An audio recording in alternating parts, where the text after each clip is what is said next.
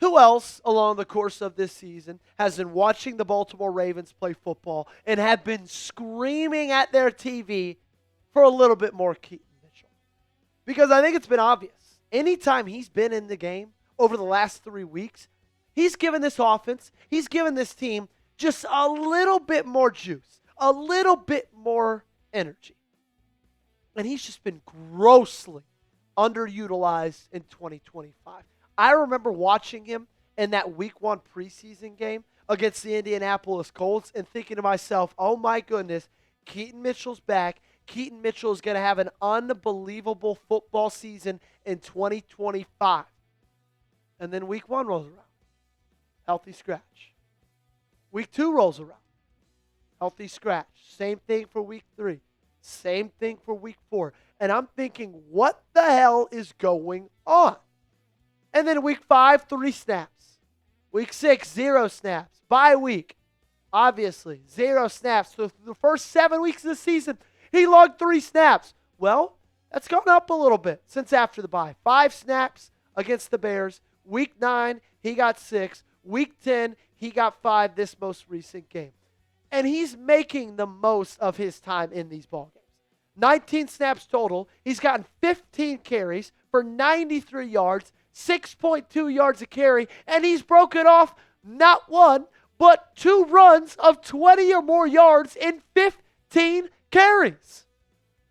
Now, the good thing about all of this is I've got some reasons to believe that Keaton Mitchell's usage is going to be changing very, very soon. There's going to be some major changes I believe John Harbaugh and Todd Monken are going to make before Sunday's game against Cleveland. I'll tell you exactly what those are. You're actually going to hear from John Harbaugh in just a second, but before, make sure you subscribe. Of course, we got to give you an update on our season-long sub-battle against our biggest rival channel, Steelers Talk, and we are closer than we've been in like the last month. We're only 3 subscribers down to Pittsburgh Steelers Talk. I need you guys to help me out. I just need 4 people who have not done it yet to minimize the screen right now, click that big red sub button, and then blow it back up and watch the rest of this video. So John Harbaugh has been questioned all season long by me, by anybody else who covers this team for a living. Why no Keaton Mitchell? He finally gave us a pretty solid answer earlier in this week. He said we were kind of intentional. We wanted to do more. For whatever reason, we didn't get to it. Definitely want to see more of Keaton going forward. It's hard to take plays off of Derrick Henry's plate. That's a challenge. I think he was kind of getting his sea legs back as a football player, offensively and on special teams. In the last 4 weeks, 5 weeks, you're really starting to see him come alive. Now, I will say, some of these do sound like excuses from John Harbaugh. Him getting his sea legs back, that kind of sounds like an excuse. We saw how great he looked in the preseason. I will say, him saying Derrick Henry, it's hard to take carries off of his plate, I totally understand. Because if Derrick Henry were getting underutilized, every single one of us would be screaming at the top of our lungs, why aren't we giving the ball more to Derrick Henry? So they're in a little bit of a sticky situation, but it is nice to hear, quotes, definitely want to see more. And I think we are definitely going to see more from Keaton Mitchell. Because you heard it from the head coach, and every opportunity he's getting in these games, he's looked unbelievable. His career has been a whirlwind through these last 2.5 years. Signed as a UDFA out of ECU May 5th. He was having an awesome rookie year. Biggest surprise of that draft class, and then he tore his ACL in Week 15 against Jacksonville. The following summer, he was placed on the PUP list, meaning that he could be activated to the roster at some point of the season, which he was on November 3rd, but then he pretty much did not play the rest of that year, and when he did, it looked like he was running a little bit scared, like he didn't want to re-injure anything. It just didn't look like he was fully ready to go mentally or physically. It has been a wild, wild journey for Keaton Mitchell, but it's a journey that leads us to here. And his 6.2 yards a carry through this season tell me that he is ready to roll. And I'm so happy he wasn't dealt at the trade deadline. We actually talked about it a lot on this channel. We had seen a lot of rumors from a lot of inside sources, from ESPN to CBS, that Keaton Mitchell could be a guy to be looked at as on the trade block for Baltimore. And then I was kind of scared that out of the blue against Chicago, he was getting more reps, and it felt like they were a little bit, fattening the pig before the slaughter, trying to up his value a little bit. Say, hey, look, he's ripping off these runs. He's making these plays. Don't you want to trade for him? But good thing that did not happen. So coming up, I'm going to give you my perfect plan for Keaton Mitchell coming back, okay? What I believe Baltimore needs to do with him and the changes that they need to make just in general else outside in this Baltimore Ravens team.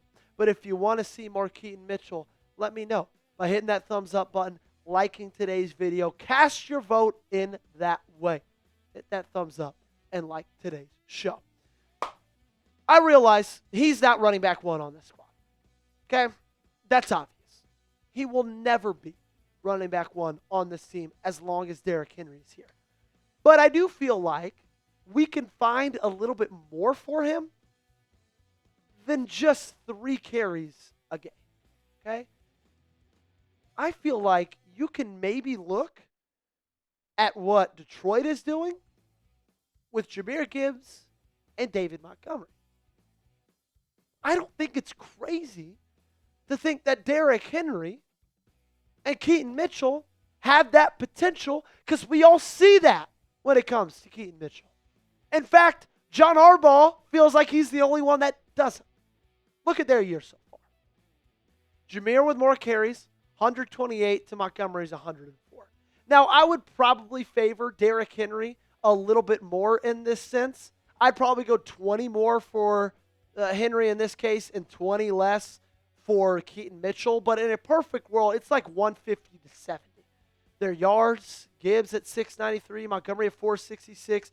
Their averages, both 4.5 or above, with Jahmyr's being 5.4. They've got 13 combined touchdowns. Each have the ability to rip off long runs. And then when you look at Derrick Henry and Keaton Mitchell, you see how much more it is in favor of Henry. Now, I'm not saying that Derrick Henry should get far less carries. I'm just saying Keaton Mitchell should get more, okay? I truly believe that. And I get it. You got Justice Hill in this lineup. Well, he was on the injury report on Wednesday. Still don't really know his status for Sunday's game against Cleveland. And I do think this could be a good time for Keaton Mitchell to kind of, stake his claim as a guy who could possibly be running back 2 on this roster. And we all know Justice Hill is much better as a pass-catching back than as just a pure runner out of the backfield. Honestly, with the state of this offensive line, I know it might sound crazy to say this, but a shifty back like Keaton Mitchell might actually be best. You are not getting a lot of yards before contact behind Daniel Faalele and Andrew Voorhees. And if you're a back like Keaton Mitchell, who can slide a little bit better, who's a little bit quicker, that actually might be best for you from avoiding tackles from those big defensive linemen. So again, I don't want you to hear me saying that Derrick Henry's washed, he deserves less carries. I just think Keaton Mitchell should get more. And I love Derrick Henry, but I think this is only going to help him in the long run, keep him rejuvenized and healthy for the time you make it into the playoffs towards the end of the season when you need him at his best. How many carries a game do you think Keaton Mitchell should get? Let me know down below in the comment section. I feel like it should be sitting somewhere around 8 to 10, 10 to 12, somewhere in that range. Speaking of numbers, how about this number for you? 49. That's all this Ravens hoodie costs. If you go to chatsports.com/flock hoodie, we got a new sale for you. It was $75. It's $25 off. That's 33% off, even more than that. Okay? chatsports.com/flock hoodie. That's where you got to go to get it. I put that in the comment section. I put that in the description as well. Christmas is just in like 45 days. Do some early Christmas shopping because this deal won't last long. $49. That's all it'll cost you. It's a great present for your dad, your brother, your son, your cousin, your aunt, your uncle, your friend. I don't care. Just get it for somebody this holiday season. That's not the only change I want to see made, Keaton Mitchell, but it's the only change that has some, actual legs behind it. There are a couple changes I would make, though, if I were John Harbaugh, and I would start with Emery Jones Jr. in for Daniel Faalele. Now, this might not be one that can happen soon, just given the fact that Emery Jones Jr. just started practicing pass pro at the NFL level like a couple of weeks ago because of his shoulder injury. But I do want to see this happen at least by December. Okay? That first game in December, I want to see Emery Jones Jr. playing in that one. Because Daniel Faalele just does this every single game. All he does is shuffle his feet and look for somebody to block without actually blocking anybody. And if he ever tries to actually block somebody, he almost gets his quarterback killed. This is a perfect example of it against Minnesota. Here he is against Dallas Turner. Now, in this screenshot, it looks like he's actually in pretty good position. Well, you would think wrong. All it took was one rip move from Dallas Turner, and Daniel Faalele is off balance. He's leaning forward. He's on the front of his toes, and he's got his arms fully extended. And then look what happens to Lamar Jackson because of that. He gets absolutely blindsided, drilled into the turf. Now, the Ravens were lucky because this was called unnecessary roughness by Dallas Turner, so they actually got positive yardage on this. But at the time, that would have backed Baltimore up like 10 yards for a last-second field goal before halftime. Daniel Faalele, I feel comfortable in saying, is going to get Lamar Jackson killed if he keeps on playing football for this football team. Plain and simple, outright. I know that sounds like I'm speaking hyperbolically, but I genuinely feel that way. It's got to change.